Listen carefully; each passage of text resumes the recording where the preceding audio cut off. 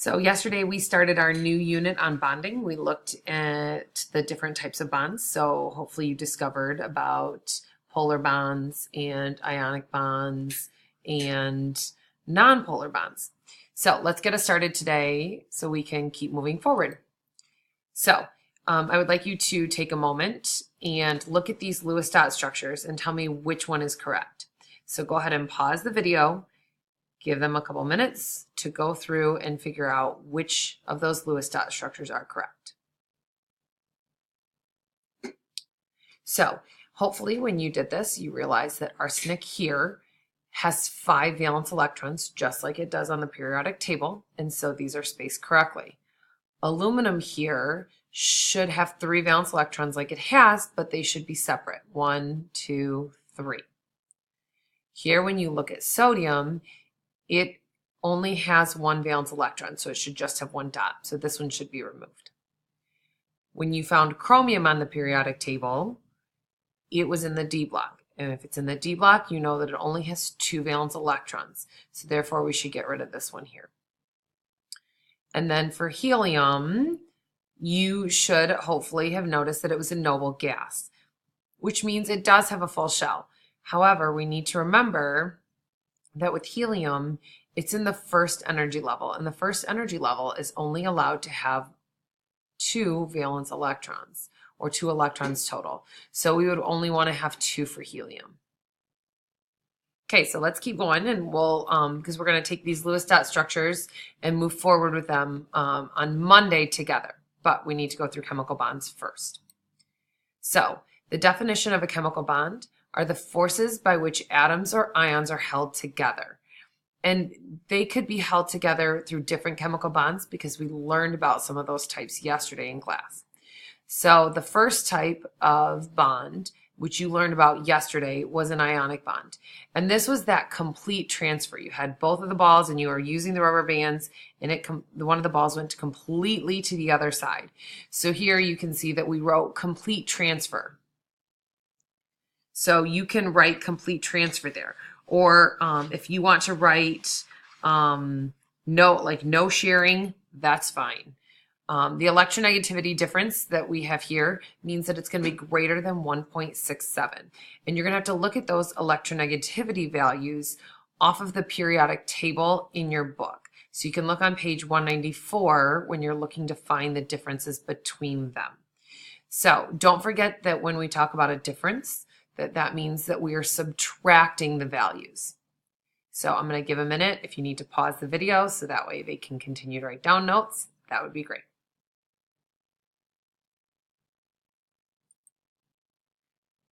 So the other types of chemical bonds that we have are covalent bonds, and there are 2 different types. You can either have a polar covalent bond or you can have a non-polar covalent bond. So remember, when you have a polar covalent bond, there's this partial transfer, meaning that one of those atoms is pulling just a little bit more tightly than the other. So the electronegativity difference for those would be between 0.5 and 1.67. And those are defined in the activity that we did yesterday. So those are the same numbers that we used when we did that. And again, you're going to want to make sure you subtract the difference between those bonds, or those atoms, I apologize. So make sure that you don't multiply because there are 2 hydrogens in H2O. You're just looking at an H and an O bond if you look at water. And then you have a non-polar covalent bond. And in a non-polar covalent bond, they're sharing those electrons equally.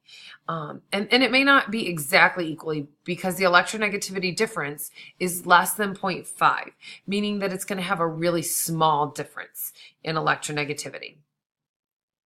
So if you need a moment to pause this so that way we can write it down, that would be great.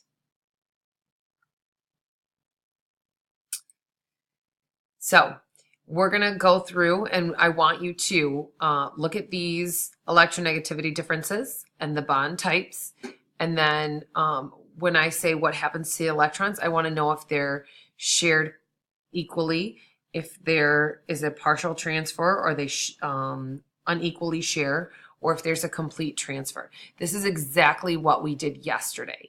So take a moment, fill out this table, and we'll go through the first 2 together.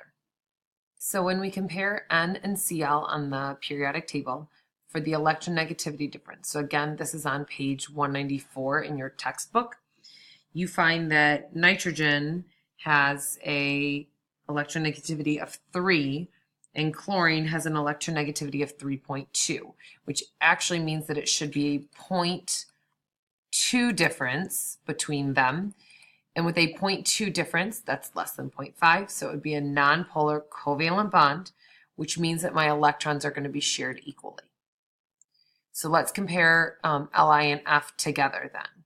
So when I compare Li and F, Li on the periodic table for electronegativities is 1.0, and fluorine is 3.0, which means that the difference between those numbers is 3.0.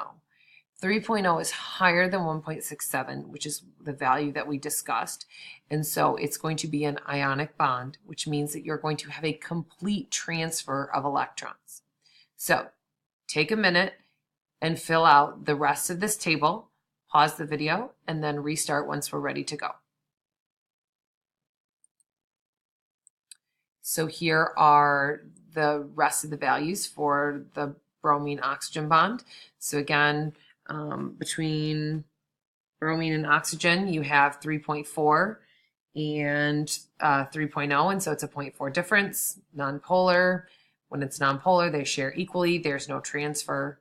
When you compare aluminum and iodide, you have aluminum at 1.6 and iodide at 2.7, which is a 1.1 difference, which falls between that 0.5 and that 1.67, so it makes it a polar bond, which means that they are unequally shared and it's a partial transfer.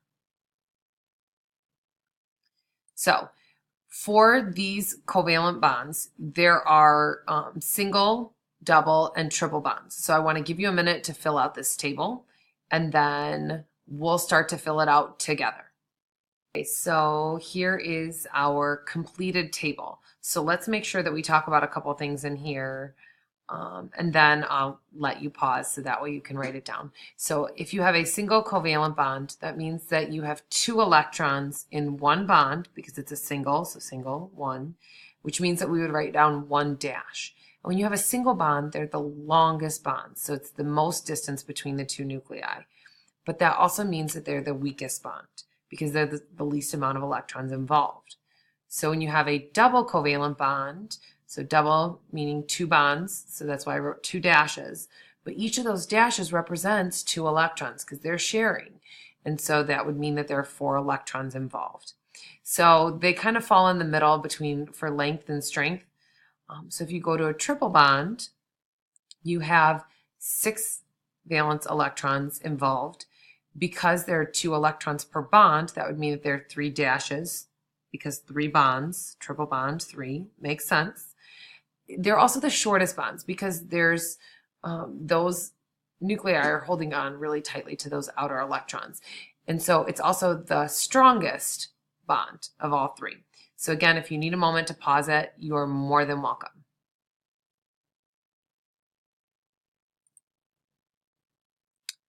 So the next part of this unit is not just the fact that we need to know what type of bond it is, but we also need to start thinking about the molecules overall and how they work, like how they're bonded together, what type of shape they form. So all of those things, mainly the shape, is dictated by this rule that we call VSEPR. And so it stands for valence shell electron pair repulsion, which basically means that valence electrons try to get as far away from each other as possible. And that's awesome, especially when you think about the fact that electrons are negatively charged. And if you have 2 negatively charged things right next to each other, you know that they repel. We've done labs this year to see that you have 2 things that repel.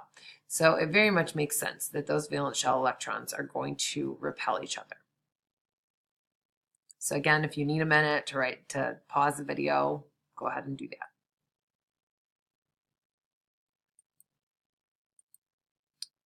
So we need to start thinking about then when we have molecules, what type of shape they're going to form.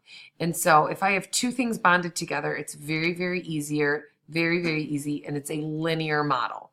Linear meaning straight line, just like you would have a straight line for your graphs. And so if you have something that is a straight line or, one central atom with two things bonded together, and the big thing is that there are no valence electrons on your central atom, it's going to be linear. And so again, because it makes a straight line, it's 180 degrees. And so you want to make sure that you have down these names, the bond angles, and the shapes, both this possibility and this possibility. And we're going to go through a couple different shapes. So pause when you need time to draw them out. So the next type is trigonal planar. And so trigonal, tri meaning three. So I have three things attached to my central atom. Planar meaning that it would sit flat. And we're going to practice this next week. So hang in for that. But because there are three things, they try to be as far away from each other as possible. If you think about the fact that you have 360 degrees in a circle, a third of that would be 120. So that's why the bond angles here are 120. The next one is if you have a central atom with four different things attached. And when you have four different things attached, the bond angle between them is 109.5. This is one because it's actually a three-dimensional shape. So this one would be coming like going straight up. And these three would be making like a tripod on the floor. So you can't just take the 360 and divide it by 4 because it's a three-dimensional shape for this one. So make sure you have the shape name, the angle, and the picture. The next one we have is trigonal pyramidal. And so for trigonal pyramidal, you have a central atom, but it has a lone pair. So because of the lone pair, it's going to push all of those atoms down away from it. So you end up with three legs, three atoms making up like your tripod. And again, make sure you have the name, the angle, and your picture. So the next one that we have is bent.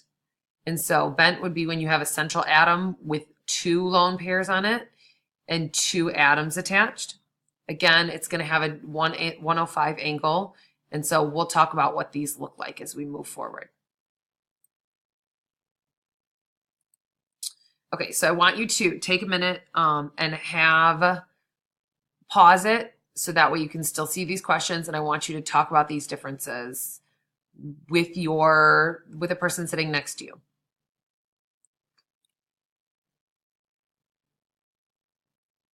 So hopefully person 1 explained the difference between tetrahedral and trigonal planar. So tetrahedral has 4 things attached, whereas trigonal planar only has 3. The difference between bent and linear: bent has lone pairs on your central atom. Linear does not. It is just plain. For the difference between trigonal planar and trigonal pyramidal, trigonal planar on that central atom, the one that everything's attached to, there's no lone pairs. On trigonal pyramidal, there's a lone pair on that central atom, causing those atoms to push away from it and make up that tripod. And then what are the dots on top of the bent shape called? Those are your lone pair electrons. And that's one that we didn't necessarily say explicitly, but you need to know that that's what those are. So for your homework on Monday, you're going to get your Unit 11 homework, and I want you to answer these on a separate sheet of paper so that I can take them. I want you to answer numbers 1 and 2 completely. They're a total review of what we've done last unit, so they're not hard. But for number 3, I want you to start number 3. We'll finish it on Monday when I come back, but I want you to add up the total number of valence electrons for the compound. So, for example, hydrogen has 1 valence electron because it's in the first column of the periodic table. We've practiced this. You're very good at this. Chlorine has 7 valence electrons, and you can count over in the periodic table and see that there's 7. If you're struggling with that, find someone in the class to help you out. So because hydrogen has 1 and chlorine has 7, together they have 8. That would be an example. All I want you to do for number 3. And then you are done. Please be good for the sub and have a great weekend.